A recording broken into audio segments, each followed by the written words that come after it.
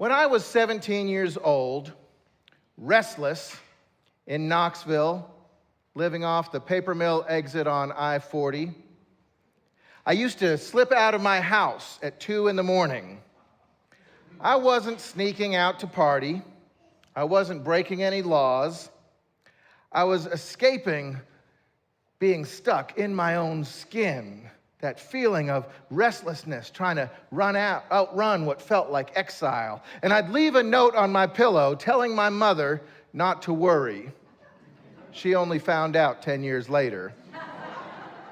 I'd tiptoe to that old red Subaru, the one whose hood flapped like a talking mouth, no matter how I tried to chain it down, and roll back silently into the street, then merge out onto I-40 with Otis Redding crooning from the tape deck and the whole country waiting.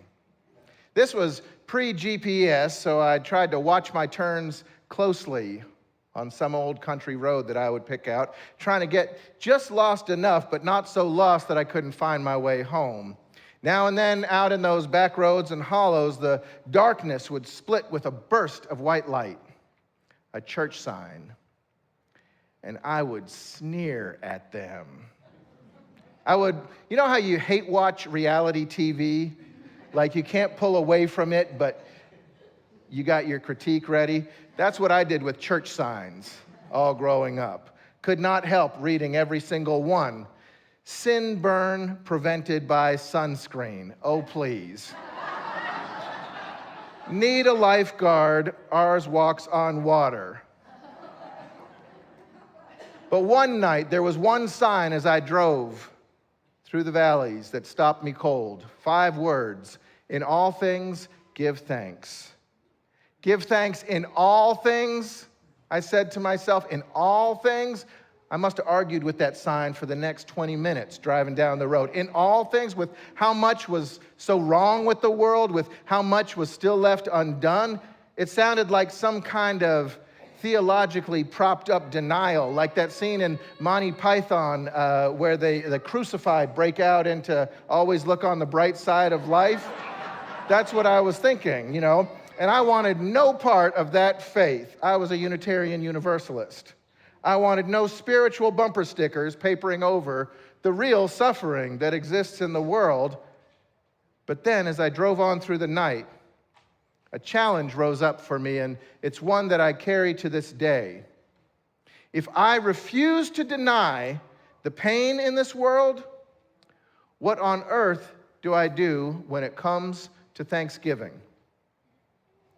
If we are honest about how far this world is from the beloved community, if we name injustice rather than numb ourselves to it, does that mean that we just put gratitude up on the shelf, set it aside, put it off for later someday? What posture can honor suffering without surrendering to it? Because what nagged me as a teenager and chastens me now is this observation. Every one of my justice heroes sang, prayed, and gave thanks in the struggle, not waiting until after it. They practiced gratitude right in the teeth of exile. And maybe you in your own life have felt this tension as well, because here we are a few days from Thanksgiving, and so many of us in this room and perhaps on Zoom bring with us to the day something heavy inside. Some of us might be feeling lonely, even here in a crowd. Some are heading into family gatherings where the tension is going to be thick. Some are exhausted by a news cycle that makes it seem like the world is grinding down. Some anxious about bills or medical scans. Some are worn down by microaggressions that chip at the spirit one grain at a time.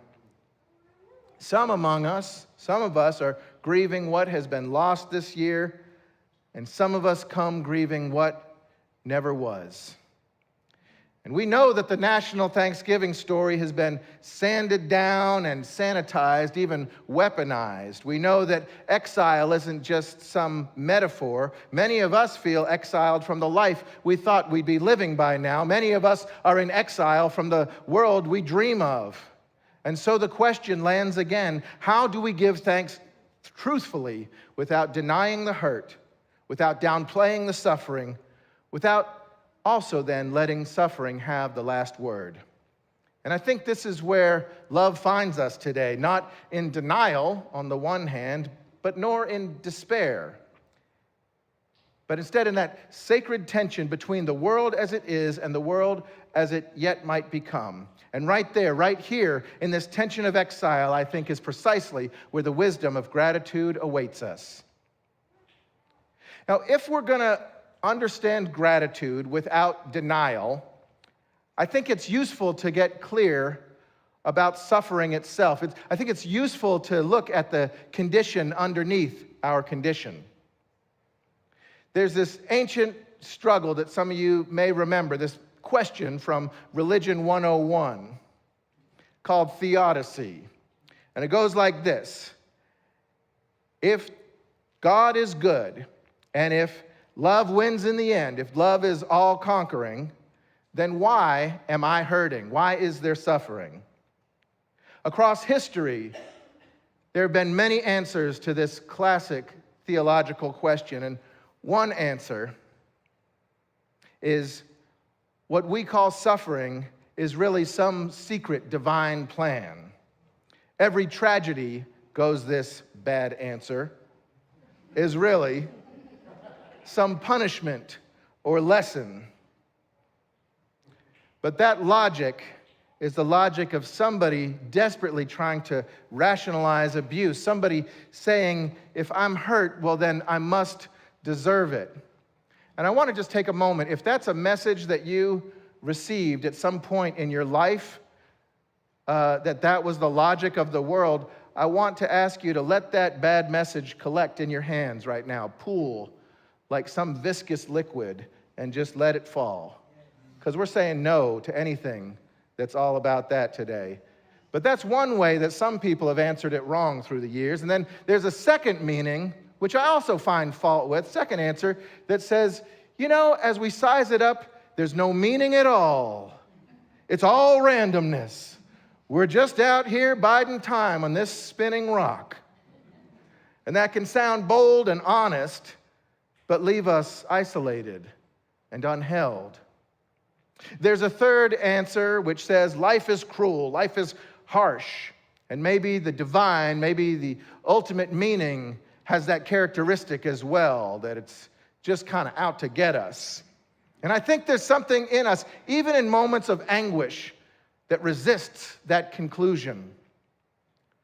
There is, though, a fourth answer to this question, one that I think is deeply aligned with our Unitarian Universalist heritage, and it is the perspective that whatever we might call God or love or the holy is real, but not as some puppeteer pulling every string, nor as a tyrant scripting out every sorrow, not as a void abandoning us to sheer chaos, but instead in this vision, the holy shows up not as coercive power, but as persistent presence, a stubborn pulse of life that rises in and among us, in the neighbor who doesn't leave our side, in the clarity that comes when we thought we had none left, in the strength that appears exactly when we feared we were empty. And this power I'm talking about is not one of omnipotent control, but instead relational resilience.